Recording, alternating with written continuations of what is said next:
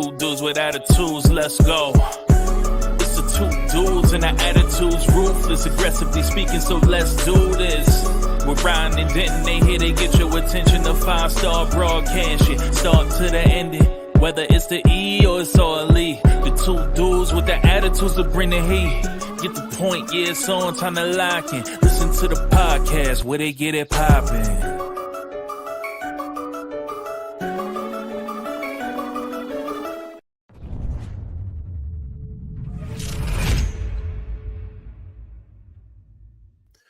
It's Two Dudes with Attitudes, a wrestling podcast with Ryan enjoys wrestling and the Heartbreak Dude Denton. And this is our AEW edition, quiet AEW edition, because we already did Rampage. There was no Collision, and we only got Dynamite. So we are excited to go over that episode. And there's also a bit of news, and we have segments like always, but in the world of AEW, how you feeling right now? Are you excited? Are you looking forward to this show at the end of the month? Are you pumped? I mean, maybe we can go more into it after Dynamite, but just off the vibe. Are you feeling it? Yeah, I am. I'm excited for them. And the thing that I'm most excited about is the show's about 3, maybe 4 weeks away, and we already know what 5 or 6 of the matches are. Usually with AEW, they are notorious for giving us 1 or 2 matches and then booking the last like 8 matches the week of with no build, no story, no nothing. So they've been doing a much better job of building. The last couple of pay-per-views, they've done a really great job of building and telling stories. And instead of doing the last minute, well, we're gonna throw 5 more matches together on Rampage. So find out who so-and-so will be wrestling in the Eliminator Battle Royal for the International Championship. Instead they're building to it, and it's good stuff. So I'm happy with how they're doing that. But yeah, it's a little topsy-turvy in terms of the direction that they're going in, but it's I'm happy with how they're booking Double or Nothing. Do you think they got to step up their game a little bit now since WrestleMania just announced they're going to Vegas and they're in Vegas? Or do you think they don't give 2 shits? It is what it is. Oh, they care. That they're I feel like they do have to step up their game. And I think they're taking a lot of the senior leaders from the WWE. They just hired another like VP of live events person. I don't have the name in front of them. And then they have that woman from WWE that's leading the creative team for Mercedes Moné. So I think they're doing a lot better than they have been before. So I do think they are having to step their game up, because with Mania coming there next year, and Mania is April 19th and 20th of 2025. Double or Nothing is the next month. So is Las Vegas going to want AEW after having WrestleMania there, or are they going to make them go somewhere else like they're doing with other pay-per-views like Forbidden Door and that kind of thing? So who knows? They need to step their game up for sure. I agree. All right, let's get into it. We got news. What do you got, Ryan? 3 bits of news, and we were talking about this stepping your game up. I don't know if you saw this, but this came across maybe about less than an hour ago at 2:40 p.m. Eastern time. And this is AEW adjacent. It has to do with the WWE, but tonight on Smackdown, the WWE tweeted, "Tonight on Smackdown, Baron Corbin takes on Carmelo Hayes in round 1 of the hashtag WWE King and Queen of the Ring tournament." Now, you're probably like, okay, why'd you bring this up, Ryan? Like, what does this have to do with AEW? The match is presented by HBO Max. And they're promoting the Iron Claw. Hashtag the Iron Claw. Hashtag Max Gets Movies. Tonight on Fox. So the tweet reads, "Tonight on SmackDown, Baron Corbin takes on Carmelo Hayes in round 1 of the WWE King and Queen of the Ring tournament, presented by Stream at Stream on Max. Hashtag the Iron Claw. Hashtag Max Gets Movies." So it's pretty interesting. That's the Warner Brothers Discovery is the home of AEW, but yet they're partnering with Tony Khan. Tony Khan is flipping a table over right now reading this. He's probably losing his shit. He's not strong enough, but yeah. That's why he's got the neck brace. Yeah, But it's also interesting too that the WWE would do this because they're moving to Netflix in January, and that's also a like HBO Max is a competitor of Netflix. So it's interesting. So it's not just an AEW thing; it's a WWE and AEW. Like and Peacock. How does Peacock feel about this? Because they have all their stuff on. It's got to be hard for Peacock to promote stuff on Fox when they talk about SmackDown and stuff when they're talking about on Monday Night Raw. And same thing with WWE having going to Netflix and now HBO. Like, so this has to do with both WWE and AEW, but it's not a good sign for Warner Brothers Discovery to kind of do that. It kind of shows where AEW stands in that relationship. You think this? Yeah. Or just money talks, right? I mean, they want to be on there. They want to push. Maybe people, if they see them on WWE, will be more invested if they start streaming AEW on their network. Because, who knows? Maybe. I don't know. I think TKO is changing the game. As we talked about yesterday with SummerSlam prices being outrageous and us being priced out of going to Mania. People are complaining about it. Same thing happened in the UFC where tickets have just been skyrocketing. TKO cares about one thing and one thing only, and that's turning a profit. They're not here. They're not Tony Khan. They're not doing it for funsies. This is like we make money or we're out. So and they're making money. So we'll see. It could just be a money thing. I don't know. But I know somewhere AEW is, I'm sure on X, which I haven't gone on. I'm sure the WWE nut huggers are ripping them, and I'm sure the AEW nut huggers are saying it's no big deal and blah. I'm sure there's but I guarantee none of the wrestlers care. Yeah, but Tony Khan cares. He's going to be tweeting about 100%. This in a couple. He's because, and it's also like it's been kind of weird that AEW got bumped off of, TNT for the NBA All-Star game and everything like that. And then on the All-Star game, they're presenting WWE championships to so it's just like, what is going on here? So, and then this happens, they're partnering with WWE to present a match on SmackDown to promote the Iron Claw, which MJF was in, by the way. So there's all kinds of barely, still, the AEW should have been promoting that a lot more when he was champion there. But this, this might not be a big deal, but it's just a pattern of behavior that I've noticed, and it kind of makes me worried about this TV deal. Yeah.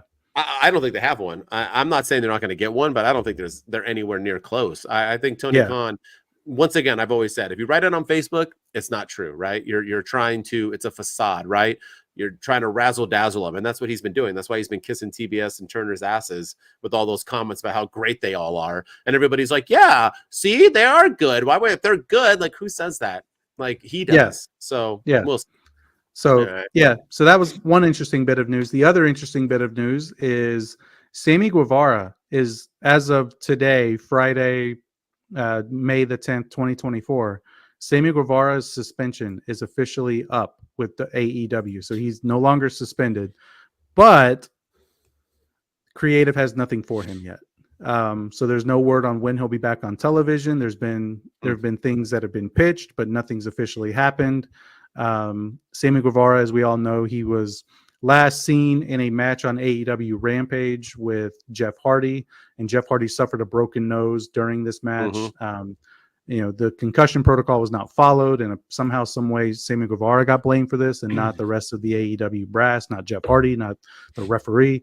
But yeah, and so Sammy Guevara's suspension is he's no longer suspended, and to me, I think he would have been a better fit for Team AEW than two of the people that we'll probably talk about later tonight. Get into that. It would have been, I think he would have gotten a huge pop, and he's an AEW original. He's one of the pillars going against another pillar, but we'll get into that for sure. But yeah, Sammy Guevara is no longer suspended. Well, I wonder how long his contract is. I wonder if he would go. I mean, if there's anyone to jump ship, why not him? He's been treated like shit in AEW. Why would he stick around? Yeah. So I don't. Yeah, I can see him jumping ship one day if his contract's up. Oh yeah, I could see it too. And then the last bit of news, and this is just from wrestling fans being dickweeds, but apparently at the Ring of Honor taping, Sky Blue was getting harassed by wrestling fans. A fan in the front row allegedly began making sexually charged and harassing comments towards Sky Blue, and this was during a Ring of Honor taping that took place after Dynamite this past week. And as Sky Blue and her opponent Rachel Ellering were fighting on the floor. That same person started making insensitive comments, prompting Sky Blue to yell back at the fan to not be such a pervert asshole before telling him to F off. AEW referee Aubrey Edwards then called for security to have a word with the fan as Blue and Ellering continued their match at ringside. And then after the exchanges, the fan was ejected. But as you could see during AEW Dynamite, Saraya was also shown on camera during the Harley Cameron Mariah May match, pointing out a fan at ringside and calling him a creep. And this was apparently the same fan that they would end up later ejecting. So, and apparently, according to this article that I'm reading on WrestlingHeadlines.com, AEW officials are pleased with how Sky and Ellering kept their cool and kept their match going despite the obvious distraction. And, Aubrey Edwards got a lot of praise, too, for calling for security and getting that fan out of there. So leave the wrestlers alone, people. I mean, none of them should be praised. Why weren't they thrown out after Saraya said it? As soon as Saraya did that on camera, Tony Khan and Hart should have said, hey, what's going on? Let's get somebody over there right now. He's sitting front freaking row. If they're feeling like they're in danger, you're going to leave a guy in the front row to finish up Dynamite and then go into the taping of ROH? That seems like shit, piss poor. If I was one of those females, I'd be pretty upset with who I'm working for right now. Number one point of an employer is the safety of their employees. That's the number one rule. According to Tony Khan, AEW is the safest place to work. But once again, if you say it on Facebook, it's not true. Like I always said, it ain't true. So I don't understand that at all. But I didn't hear what he said or what was said, and I heard a couple things where he was saying that they were good looking. So I also don't know if it was he saying derogatory, gross things, or was he just like, "Woo, Sky Blue, you're hot." Like I mean, I don't. To me, that's not. And like get over it. They didn't go into what he was saying, but apparently there was sexually charged and harassing comments, is all the article says. Well, if it's harassing, then it's freaking gross. Yeah, then he should have been thrown out instantly. And the other thing is he did this right in front of his son, and so that's kind of also So his son was with him. Even saying someone's hot, I wouldn't do that in front of my son. Gross. No, so wrestling fans are just that's just worst? Wrestling fans. Yeah, they're terrible. They're terrible people. So let's do better. Leave the females alone, because it's hard out there for everybody, but I think it's hard out there in particular for the ladies, and I think we just need to respect them and just stop being dickheads. And leave the men alone too. But like, why? Like, if you're gonna heckle like at baseball games, basketball games, wrestling events, be funny or don't do it. Like, heckling's supposed to be fun, cheerful banter that's supposed to get your point across by being haha funny, not offensive. This isn't the roast of Tom Brady. And I think people in the world get confused by those kind of things, that they think like, hey, I've seen the way Sky Blue dresses. I've seen Saraya's tapes. I've seen them write on the internet. They know how to take a joke. Obviously they don't care. It's going to be a complete disgusting perv around them thinking it's okay. And then they're going to freaking, no, that's not who they are. You're not their friend. You're not someone of their shut up. And gross. Yeah. Gross. It's so. And after he was already told, he was probably drunk around his poor kid too. That's the other bad part. So, and kudos to the wrestlers for I would have slapped him. I would have So kudos to Sky Blue for not losing her cool or slapping the guy. Or, I agree with that. Yeah, but I mean, do better, wrestling fans. Just do better. And Tony Khan, throw people out after Saraya points at him on national TV and says he's a freaking creep. So maybe that was your key to figure out what was going on. He wasn't there. Remember, he's working remotely. So it's Nicholas and Matthew that should have done it. But but they're too busy. They're too busy showing up late. So they may not have been there yet. Yeah, and they look like pervs right now, so maybe not a good look for the perv community when you're looking like that. Oh my god! But I don't know. Like at a basketball game, you can be like, "Hey, LeBron, you're bald," and he's like, "Hey, get that dude out of here." And they escort you out instantly. I know. You can't even like blink an eye. Like, nice shot, LeBron. Oh, that offended me. Can you get that person out of here? Yeah, LeBron is the worst at that. But everyone gets kicked out now. There's a video of him on YouTube of a fan calling him like a pansy ass biatch, and it's a female, and like he's like he's like stops and like looks back as he's walking to the tunnel, and he like points to security, and she gets ejected for that. And it's like, she's how does he have the power in the opposing team's arena to throw somebody out? Makes no sense. But if it's not harassment, offensive in a sense, racist, or a threat, you should be able to say whatever the heck you want. So if you want to say, hey, dipshit, I've gone to soccer games and done the goalie like behind the net the entire day and nothing happened. And we weren't like saying anything bad. We were on him the entire freaking time he was in that net, like hounding him, telling him that he sucks, how he's going to miss every shot that goes by, and nothing happened. He got over it. It's freaking sports, y'all. Move on. But that's not saying that AEW, if they're saying they were harassed, that's disgusting. Disgusting. In front of your child, even worse. It's disgusting. That's even more like, are there levels to discuss? I guess people were talking about Maxine Dupree a few weeks ago, where the fan was like, you suck, and she like, apparently everyone was to me, that's not really harassment. That's just somebody like, I don't want you on my screen. Like, should you say that? Probably not. Is it nice to say? Absolutely not. But for multiple people to have an issue with this guy, then they should have done a call to action sooner and get that guy out of there. So 100%. The fact that Saraya said something, Aubrey Edwards said something, and Sky Blue and Rachel Ellering said something, like that's a sign that whatever he said crossed some sort of line. Well, and they felt unsafe. And if you feel unsafe, you need to do something about it. Once again, and you suck, whatever. People say I suck all the time in my comments. I don't cry about it. All right, you ready? Yeah. All right, let's get into Dynamite. AEW Dynamite, away we go. Orange Cassidy defeats Trent Beretta. I don't know why they were wrestling already. After the match, Beretta jumps Cassidy, pile drives him on the steps, and jams his throat into the bottom of the ring, and Cassidy gives no shits. The Elite park in TK's spot. Oh, man, the plot thickens. Jack Perry says they will change the world without Kenny Omega. Then Kenny Omega announces from a hospital, unlike Tony Khan, that Anarchy in the arena match between the Elite versus FTR and two people to be announced later tonight at Double or Nothing. Serena Deeb is out for a chat, and she's happy to face Toni Storm. She suffered through seizures, and she wants the audience to care. They don't. She's happy to face Toni Storm, though. Toni Storm and them fight when she comes out and blah, blah, blah. Rocky Romero will face Jay White, and if he wins, which I think he might, he gets a trios title shot, and he wants to pick Orange Cassidy and Trent Beretta. All right. Maria May defeats Harley. The Bullet Club Gold cuts off Pac. Black says destroying Copeland will make him alive again. Out comes Swerve, and he's in a bad mood. Out comes Christian, and then out comes the Mogul Embassy. The Mogul Embassy turns on Swerve, beat the living snot out of him, and Razor Ramon him through a table. Christian and the Patriarchy high-five the Young Bucks and Gorilla. Willow is happy and says Mercedes better be ready at Double or Nothing. Jay White beats Rocky Romero, with a one-finger pin, ladies and gentlemen. One finger. He laid a finger on him and beat him. I just want you guys to let that soak in. After the match, Pac makes a save from the beatdown. Big Bill and Jericho get a win, a great reaction. And after the match, Jericho says Shibata and Hook are next whenever they return.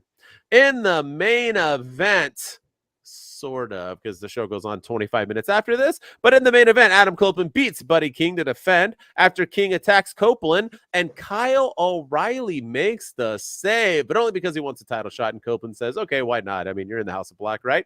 The Elite are in the ring now for a chat 3 minutes after the show was supposed to end, and FTR announces that Eddie Kingston and Bryan Danielson will be their partners for the Anarchy in the arena. They all brawl to end the show, and that was the Dynamite recap. I made it sound a lot worse. I guess I always do. My recaps are always mean. But yeah. I just I didn't get a lot of it. I go, where do you want to start? Because there was a whole lot of weird stuff going on Dynamite. Some good stuff. There's some good, some great stuff. I just feel like everything's random always. But let's get into the Anarchy in the arena match and the picking of Bryan Danielson and Eddie Kingston as the opponents. Mm-hmm. I don't like them. I don't like Danielson. I don't mind them being on Team AEW. I don't have a problem with that. What I don't like is the tease from Kenny Omega saying, hey, later in the show, you're going to find out who's going to be on my team, like at Double or Nothing. And I didn't like that because it made me feel like, okay, and then they did an overrun. They went after the Adam Copeland match with Brody King. So I was like, okay, like this is going to be a big deal. Like this is going to be a big return. We're going to get, it's going to be Maxwell Jacob Friedman. It could be Sammy Guevara. It's going to be both Sammy Guevara and Maxwell Jacob Friedman. It's going to be Sting. It's going to, like, I don't know. I didn't know who it could be. It could be Hook for all I know. Like I didn't know who it could be.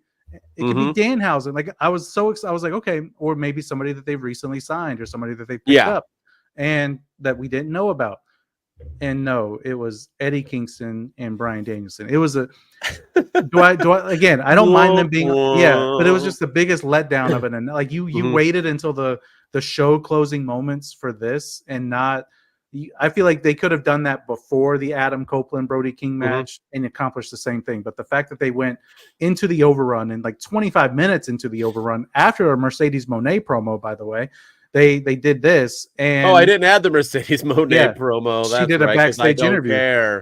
Yeah, exactly. Yeah, and the fact that they did it after the show technically went off the air too shows you where her standing is. But that, this felt the way it was teased made it feel like it was maybe it's my interpretation of it, but the way it was teased made it feel like, okay, it's going to be a huge deal. Maybe it's Kenny Omega himself. Maybe he's medically cleared and he's going to come out and be standing tall and be like, yep, doctors say I'm cleared to go and you guys are dead or I'm coming after you. And then that's how the show ends.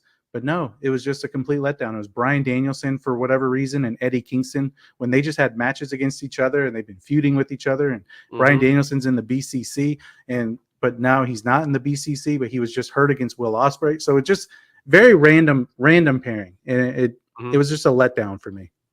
I agree. Shoot, the Acclaim would have been better. I don't. Like Eddie Kingston, I get he's pointless, he's worthless, but AEW fans like him. So, hey, more power to you. Bryan Danielson makes no sense whatsoever. For one, isn't he a heel? He's in supposedly the BCC, which are heels. He just had a huge feud as a heel against, and now all of a sudden he's like here to save the day for AEW. He's a WWE guy. I don't understand what they're trying to do here whatsoever. And who's taking the pin? Well, obviously Eddie Kingston's taking the pin, but you could, once again, this shouldn't have ended it because it's stupid. No one cares about this match. I don't care if you're an AEW hardcore fan. There's no way you're looking at this 4-on-4 and you're like, oh God, like I can't wait to see FTR wrestle the same people again. And then now we have Eddie in there. Oh my God, he's going to chop slap someone so soft. It's going to be amazing. Like no one gives a shit about this match. So why'd you put it last? Like you could have, and why tease it? Like you said, the tease was the worst. That he was like, we got a big FTR and you'll have to wait and see. Why? Why didn't you? Why are they bigger than FTR? Because in my opinion, they're all the freaking same. Like, why not just announce them with FTR? I don't get it. They're not any more special. So why not do it all at once? Can you hear me okay? Yeah, I can. Yeah. My microphone was spazzing out there, but my problem too is with this match is this is supposed to be making Jack Perry look like a star. Jack Perry is the one that came out of this as the scapegoat. He was the one that was sent to New Japan because his AEW contract was up, and now he's like fourth guy on this team because now the Young Bucks are running the show, so they're the stars.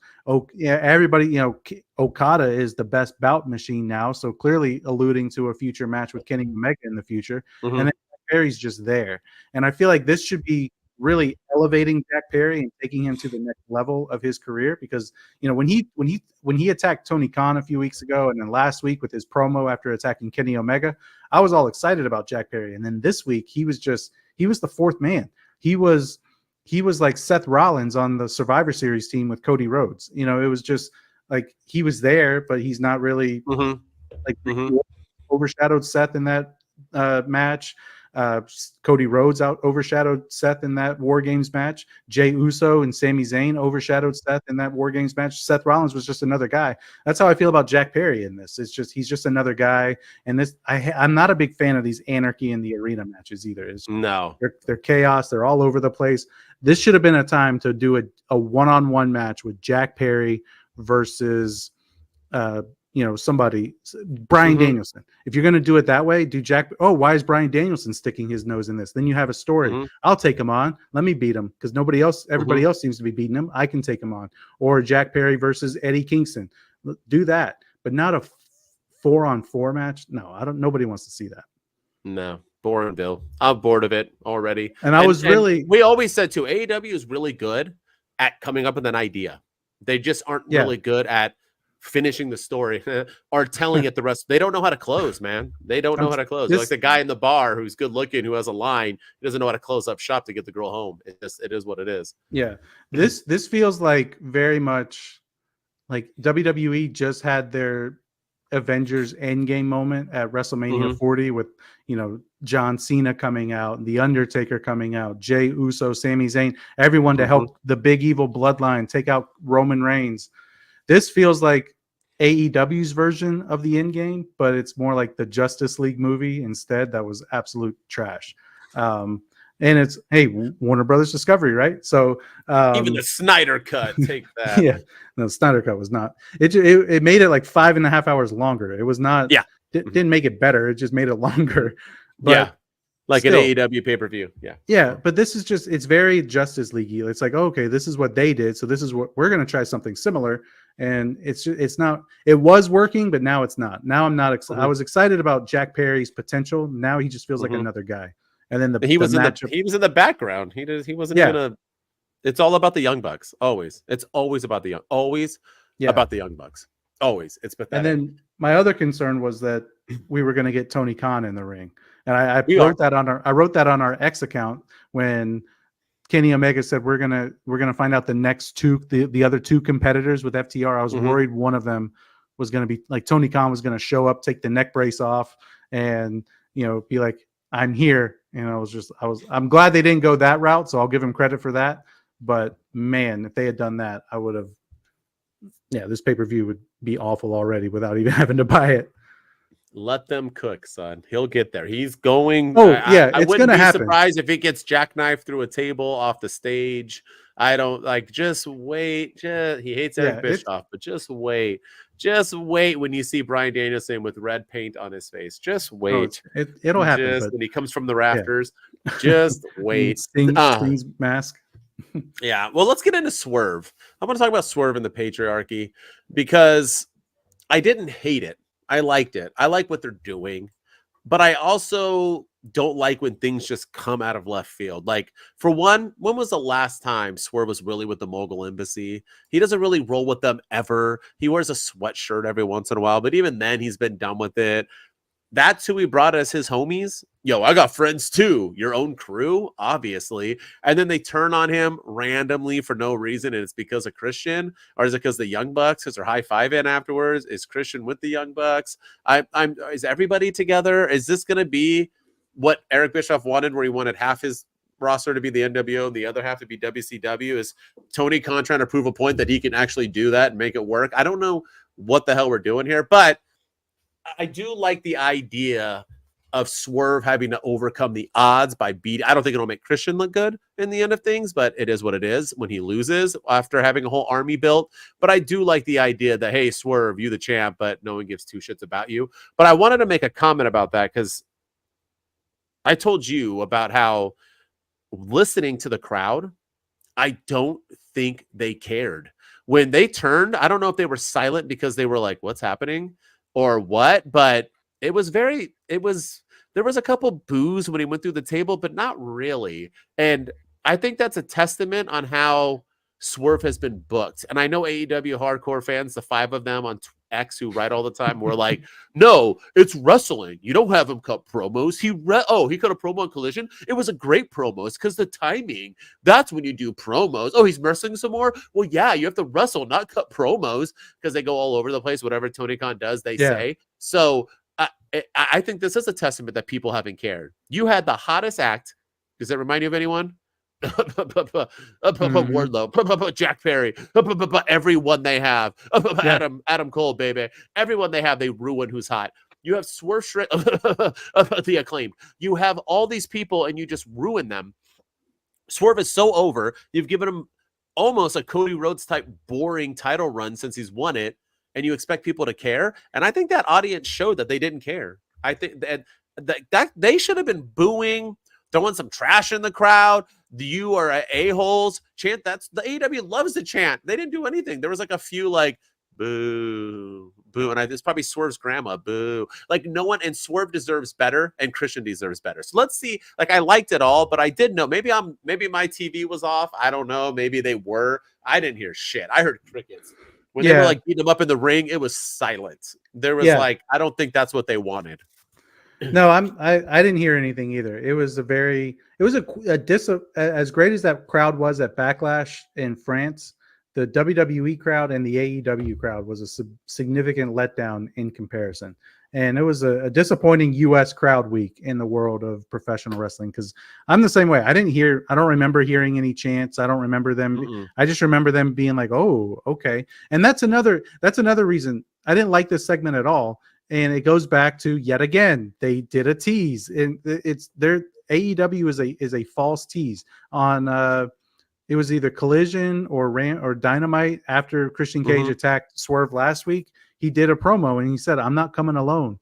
I'm bringing some friends next week," and making you think, oh, here comes MJF to help out Swerve. Here comes Adam Page. Yes. Of all people, Adam Page is going to come back and help out Swerve. I kept thinking we're going to have some comebacks. Like this is going to be an amazing night for Dynamite. They're going to have some comebacks.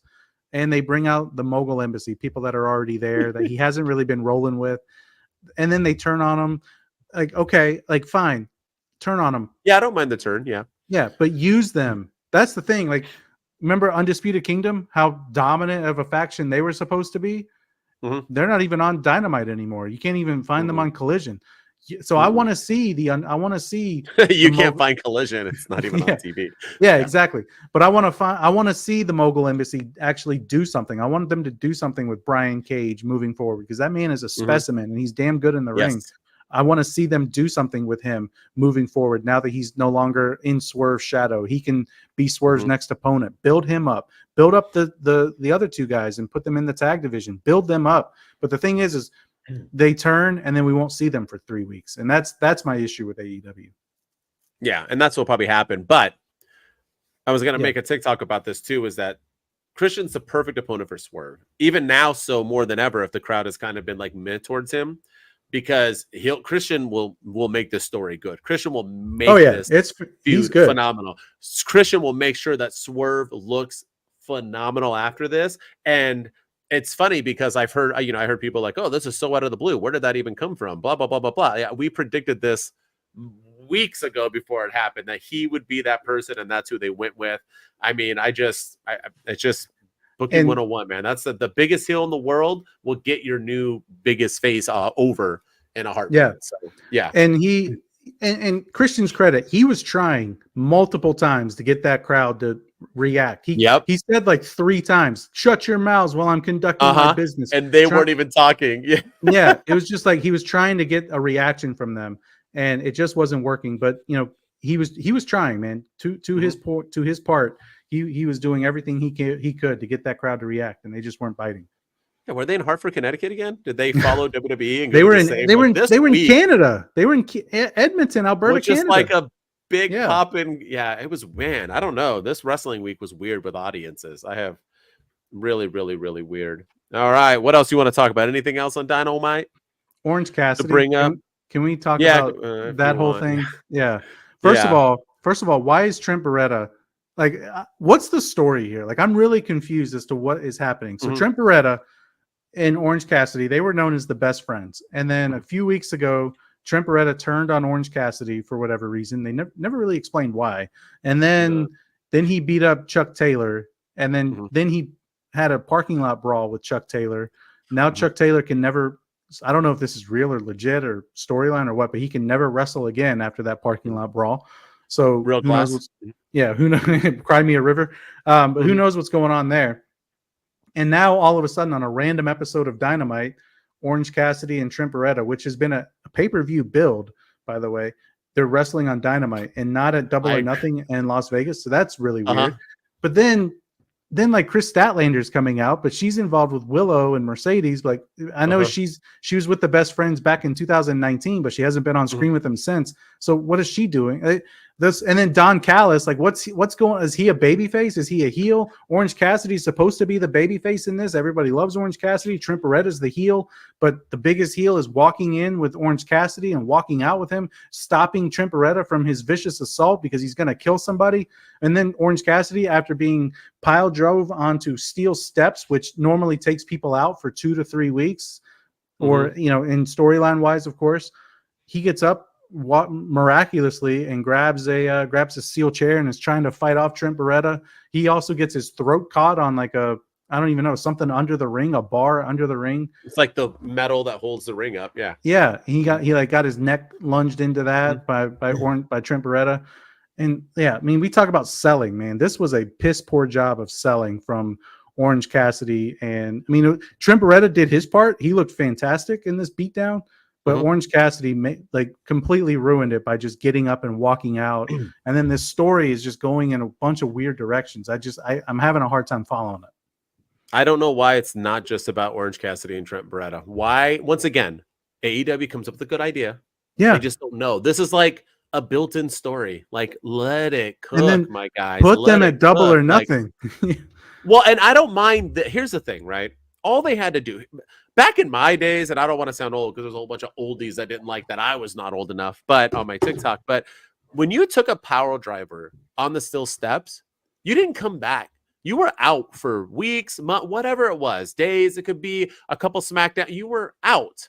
That was like a devastating move. It isn't like you do that move and you're like, blah, blah, blah. So he did that move, then put his throat underneath the ring, and then all of a sudden, Don Callis is there, and he has like a chair, and he's like, come on. He's like drunk uncle, and Don Callis is like, they're going to kill each other. They're like, you can't. You literally just had your own peeps trying to kill each other to prove a point. Like, what is, why are all the, it should have just, it needs to just be them. And I don't mind them wrestling here because the outcome was Trent Beretta lost, but he beat the snot out of him. Cassidy should have been injured.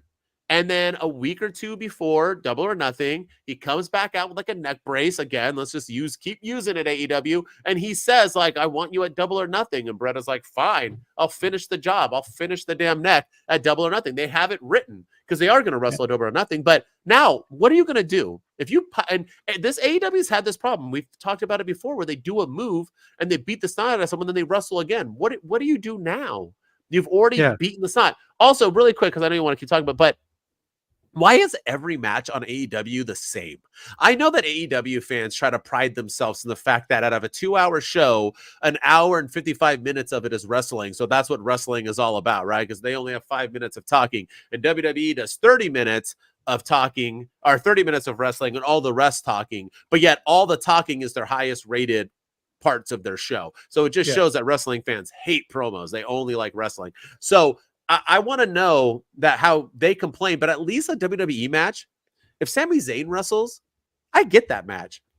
Gunther wrestles, I get that match. If Seth Rollins wrestles, I get that match. When Cody wrestles, I get that match. I don't give a shit who wrestles. Let's name every single match minus Jericho and Big Bill. They were all the same exact freaking match. Blood, no DQ, beating each other up, pile drivers, metal to the head, chair shots, 4 people went through tables. It's the same freaking, you can't have everything be, who's different on a, please explain to me who's different on AEW. And that's what's kind of boring me now is that you can only, why one DQ match a month? You don't need it. They had 3 in this card alone. Yeah. Like, what are we doing? Yeah. I don't get it. Yeah, I mean the people that are different, they don't use Wardlow. Wardlow is a perfect like heavy hitter, brawler type wrestler. You know, he's not gonna. He can also he's been capable of doing some flippity flips if he wants. He's done some moves off ladders. It's not his forte, but he'll do it. Yeah. You know, and then you have guys like where's Samoa Joe been? I mean, his matches are always. I mean, they talked about him at least, but yeah. Yeah, but his matches are always methodical and everything. And then, of course, Adam Cole, hey, he has a different style. But yeah, the people that, and of course, he's hurt, so I'll give him credit there. But Yeah. The people that are different, they don't use. Brian Cage, perfect example. That man can do everything in the ring. He never gets a one. But what did he do? But Yeah. they brought him in and had him throw some. That's the thing, though. Adam Copeland didn't used to be that guy. Yeah. And now every one of his matches is a bloodbath, no DQ, bloody. They take all these wrestlers and make them the same. They're all one person. Say I'm wrong. Like, show me the homework. Yeah. Show me the sources. There's sources, of history showing me of I don't see it. I watch this thing and I'm like, it's the same match over and over and over again with just different people. And it's females, men, tag teams, and it's always the same match. It's always the good guy's getting his ass kicked for 99.9% of the match, and then he hulks up at the end, and he makes a big move, and then he does a flip. It's the same thing over and over. Yeah. So, and I'm not saying it was a bad episode. Once again, I dug this episode. Stories were being built. They're building things. I just always feel like, why? Like, you have Cassidy and Beretta, like you said. Why bring out Chris Statlander? Why have Don? What are we doing here? Why do we have so much going on? Is Don why bring up Ryan Danielson? Why? I don't understand. I still don't understand the Don Callis thing. Like, he was his last feud. He was literally stabbing people with screwdrivers and that kind of thing. And now here he is. These guys are going to kill each other. Like, what? Like, are you trying? Are they doing a character change with him? Is he going to be a babyface now? What happened to is Orange Cassidy going to be a heel? Is it going to be heel versus heel? This whole thing is just, again, like you said, AEW comes up with good ideas. It's the execution that just falls apart. Like, they get too many cooks in the kitchen. It's like, let's get Chris Statlander and Don Callis involved in this. No, let's just make it the best friends, and that's it. Like, get Chuck Taylor involved at the very least, and that's it. Don't just have it be Trent Beretta versus Orange Cassidy. The fans will love it. Oh, no, we need to get Statlander and Don Callis, and let's get Eddie Kingston involved, and let's get all the House of Black to lose to Adam Copeland before they have their, it's just, I don't get not it. Even that now. If you're going to have Adam Copeland wrestle Kyle O'Reilly for no freaking, where the hell, once again, why? Your champion doesn't have to wrestle nonstop. They make him feel important. He wrestles every week. I don't care anymore. I literally don't care. They wrestled the match. The match was great. It was fantastic. Good job. But you know what? It was a no DQ match. They bloodied each other up, and I knew Adam Copeland was going to win. Why do I care? When you just put people, I get it, guys. Like, no, it's about the matches, but it's not AEW. It's about the story, and they know how to do the storytelling.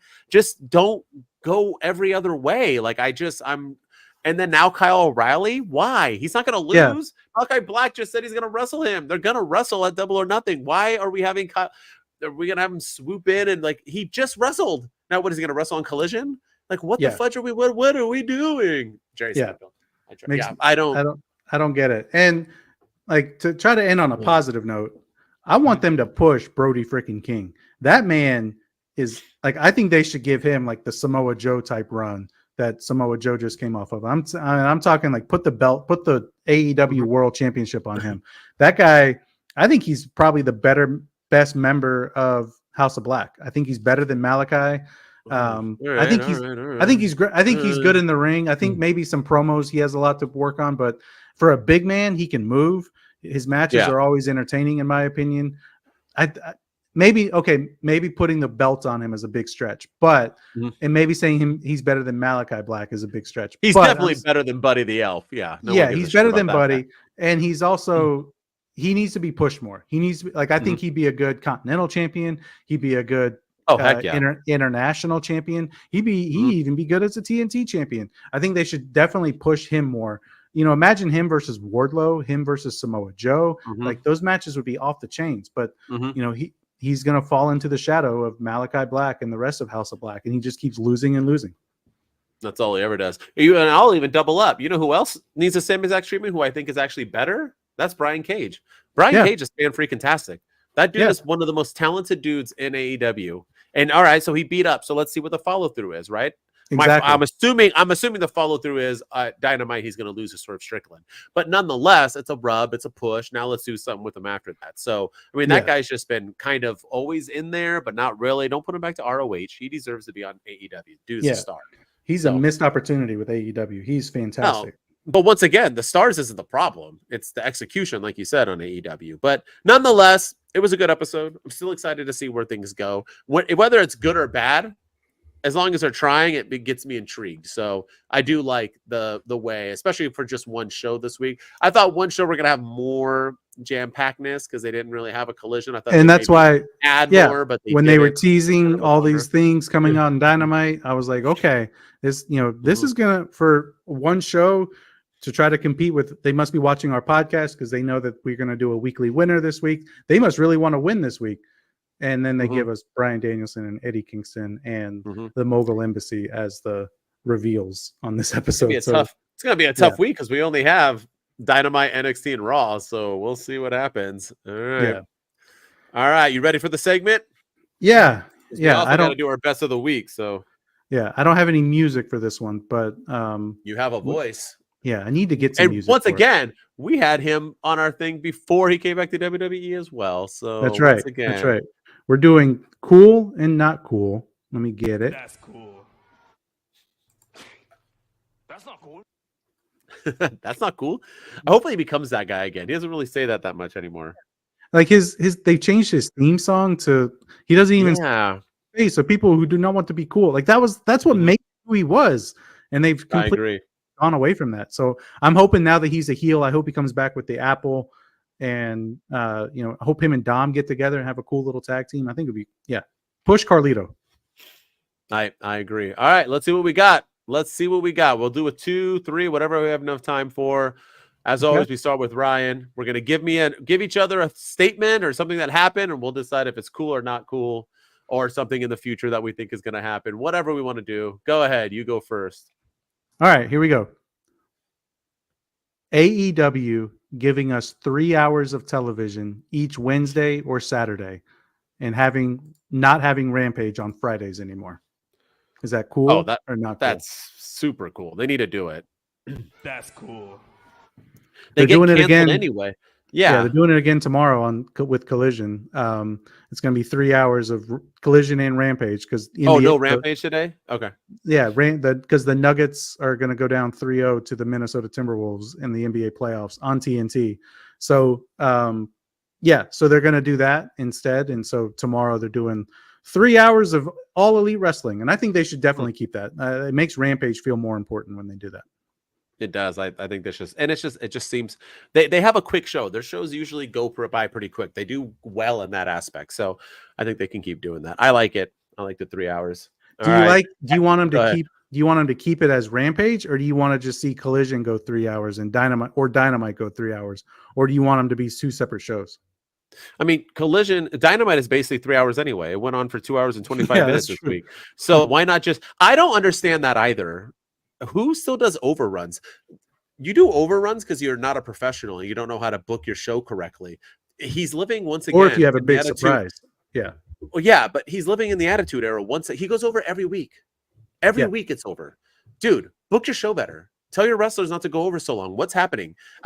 He wants to live in the Attitude Era. The only time shows were booked over time was during that era when it was like, oh God, we got it, because they were trying to outdo each other. So they're trying to out stuff like, dude, you're on Wednesday by yourself. Just learn how to be a better producer. I'm just confused on the overruns all the time. The fact that the show, they had 2 segments after being 3 minutes overrun is insane to me. Insane. Yeah. Like, what in the heck are you doing? But anyway, no, I think Dynamite should be 3 hours. Collision should be 2 hours. And I think Rampage should just be with Dynamite. Dynamite and Rampage every week. Yep. It's so much easier. All right, everything I got is like current things that I want you to know. If you tell me if they were cool or not cool. Are you ready? Yeah. I'm not doing future for mine. All right.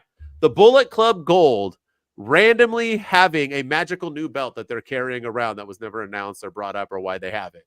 Is that cool or not cool? Have you not noticed? That's not cool. Have you noticed? They have 3 belts. And they all have 3 belts. Yeah. Can you explain to me? They have the Acclaim one, they have the ROH one, and they have another one. Did you hear what this belt was? Is that cool or not cool? I don't understand why they have so many belts. No, I don't. They have like two-thirds of AEW's titles in their own faction. I don't understand. Yeah, this I But noticed what's that. I the was third belt? What's I the don't third know. belt? Yeah, I don't. I noticed that. I noticed that on Dynamite the other day. I was like, I noticed it last week. why do they have 3 belts?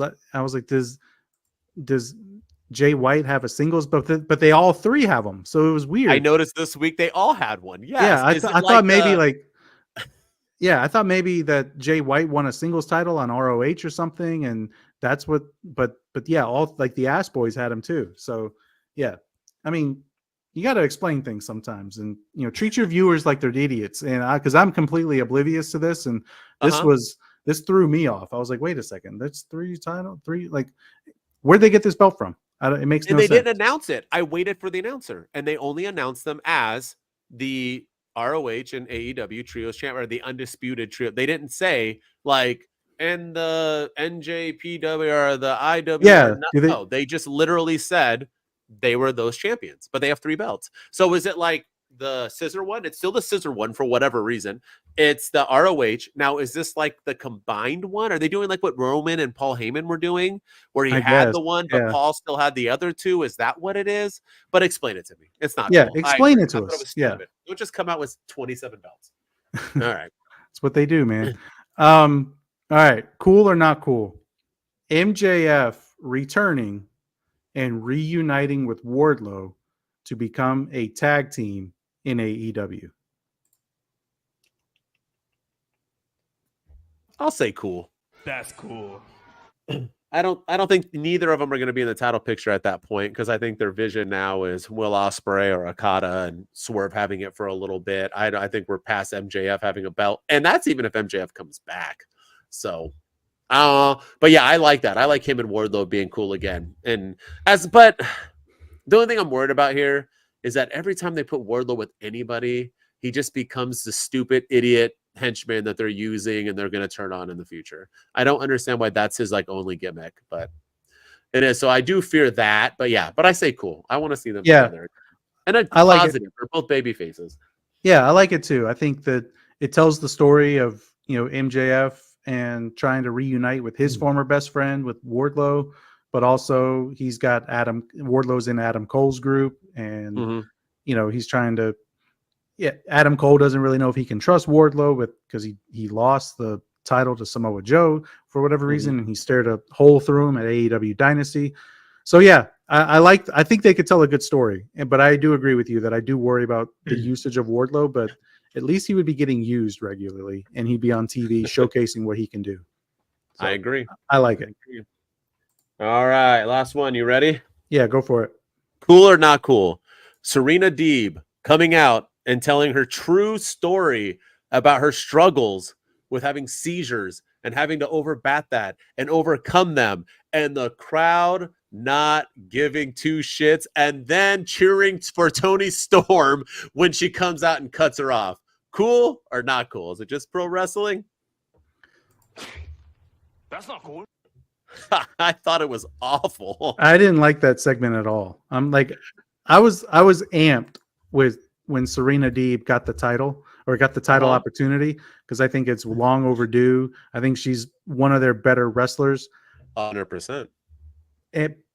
But promos are not her forte, and that promo was not like that's when you want to get Don Callis involved. He could be a great mouthpiece for Serena Deeb. You want to get somebody else involved, give Stokely Hathaway. I think he'd be a good mouthpiece for. I don't know, but I think she needs a mouthpiece if she's going to continue being the professor.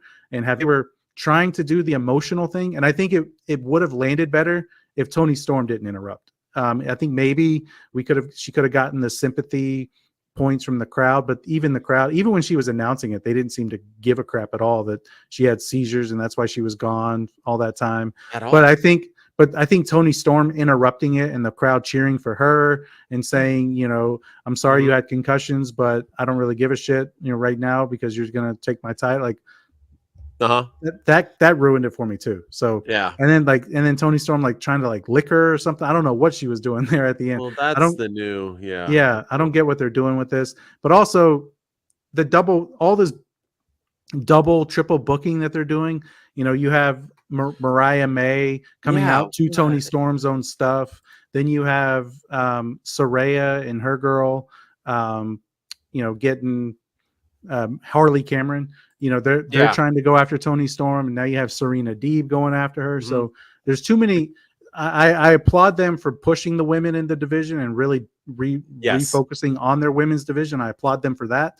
But right now, there's too many people going after one thing. There's too many. They're telling too many stories at one time. I think they need to focus on Serena Deeb and Tony Storm and not get all these other people involved. Or don't do to Serena Deeb and Tony Storm right now and focus on these other people. But yeah. And I just felt bad for Serena Deeb because AEW tells sob stories all the time and they get huge reactions. I don't know if it was her delivery, the fact that people don't care about Serena Deeb, or just that crowd was atrocious. So I don't know what it was. I guess we'll find out. I'm still excited. I was just like, damn, like this girl just like straight let it out that she's been having seizures, and that crowd was like, yeah, cool. And then Tony Storm cuts out and they're like, woo, shut this seizure chick up. Let's let's go. So yeah. Weird stuff. All right. Well, that's cool. And that's not cool with our man Carlito giving us his sexy voice. And let's get into it, right? You ready? You ready for our end segment? Yeah, our I think so. End segment. Let's get into it. Let's get into our, where is it? What do we got? I need music for this one too. We're going to get music for all of these segments here eventually. For sure. Best of the week for sure now. But it's a brand new segment, so we're just getting into it.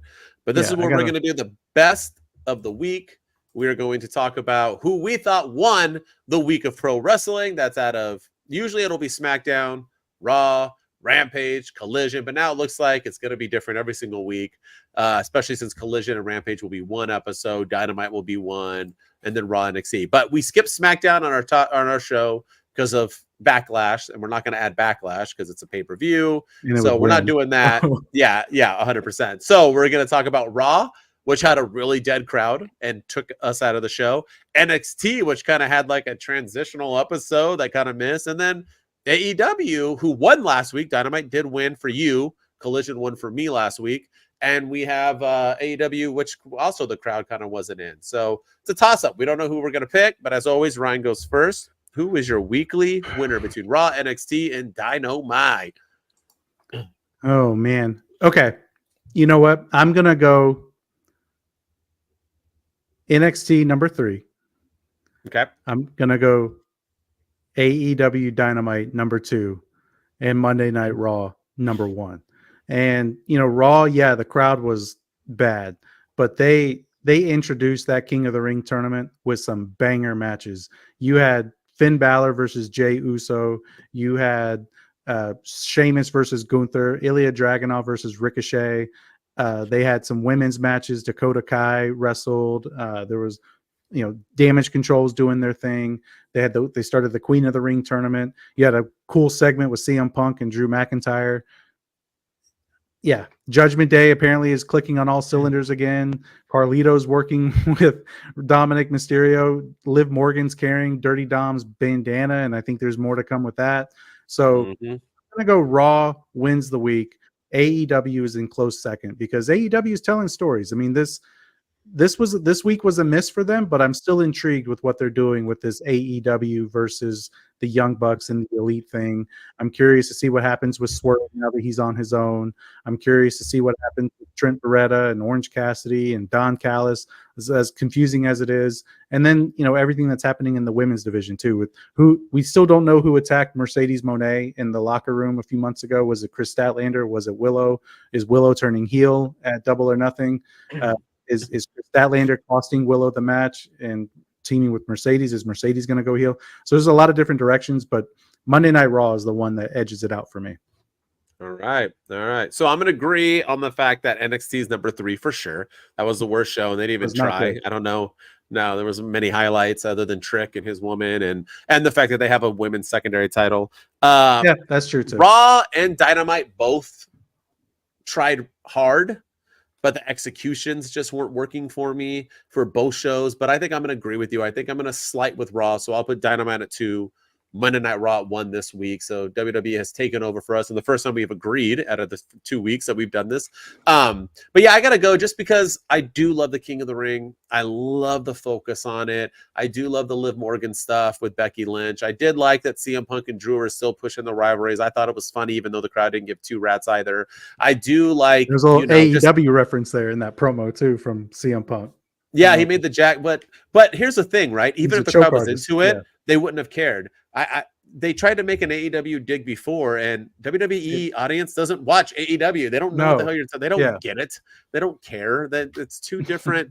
Once again, only 700,000 people watch AEW. This isn't like a humongous thing. So, but nonetheless, and AEW did some things. They booked some things properly. They're moving forward with the Elite and who they're going to wrestle. And they move forward with Orange and Trent. They're moving forward with Swerve and Christian, Tony Storm and Serena. And although all those things kind of worked a little bit, but then didn't work in their own ways, they're still trying. So I liked what both of them did, but I got to give Raw just a little bit because that King of the Ring stuff and the Damian Priest stuff. I like the Judgment Day. I like the Liv stuff that she had the bandana just barely poking out and then did like a photo shoot to make sure everyone kind of saw it.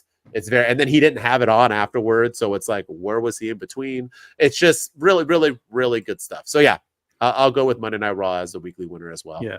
And don't forget the Chris Jericho learning tree segment on Dynamite as well. That was, he butchered the country that they were in, and everybody was like, "You effed up," and I was like, "Wait, did he? I thought he was being a heel. I didn't realize he was being a heel." Yeah, no, because he like admitted later on, he was like, "No, when you travel the world like I do, you make mistakes." So I think and the crowd started chanting like, "You fucked up," and I was like, I thought he was being a heel at first, like, "Oh, I'm happy to be back in Calgary," and they were in Edmonton, but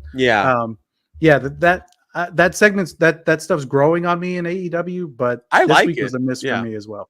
But the big Bill thing is just still weird. Gotta have somebody in your learning tree. Might as well pick someone who's already a freaking tree. But all right, might as well.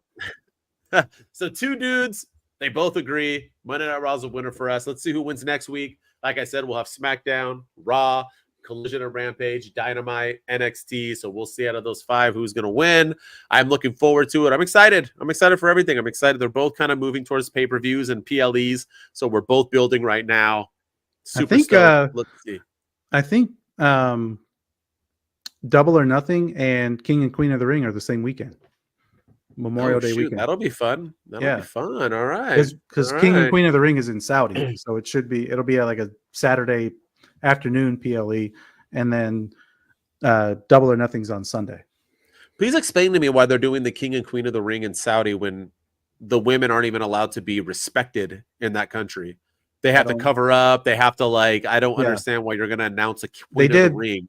They did Elimination Chamber there last year. They're trying to get all the big pay-per-views there. So I don't get Why not go to Abu Dhabi? Isn't Abu Dhabi just as fancy, but they allow women to show skin and be themselves? Yeah. I don't understand why we go to Saudi. I don't understand at all. But it's because money talks. But anyway, yes, sir. Money. But anyway, all right, y'all. That was another episode of Two Dudes with Attitudes, a wrestling podcast, AEW edition, with everything that we did. We're so happy you guys are tuning in. We like that you guys continue to watch our videos, watching our podcast. Start sharing it. Start commenting. Let's get this algorithm cooking, son. As always, if you want to follow me, HBD Denton on all social media. The bigger me and Ryan get as well, the bigger our Two Dudes will get. So keep pushing us as well. That's right. With me, as always, is the man I did talk about, Mr. Orange Cassidy. Ryan enjoys wrestling on all social platforms. Go follow me. If you like my CM Punk takes, if you like my I give my wrestling opinion, no pun intended, to your former name on a regular basis. But yeah, go follow me there. And then at Two Dudes with Attitudes on TikTok, at Two Dudes PC on X, and then keep subscribing here on the YouTube. We're blowing up. We're getting views. We're making progress. And then if you're listening to us on Spotify, Apple, or any audio platform, we appreciate the love and support. Drop a 5-star rating and review and tell us why you love your Two Dudes with Attitudes. And keep subscribing, keep tuning in, because 2024 is going to be the year of the dudes. That's for sure. Already cooking. Two dudes with attitudes. Let's go. We out. It's the two dudes and our attitudes, ruthless, aggressively speaking. So let's do this. Two dudes with attitudes. Let's go. It's the two dudes. dudes and our attitudes ruthless, aggressively speaking, so let's do this. We're riding.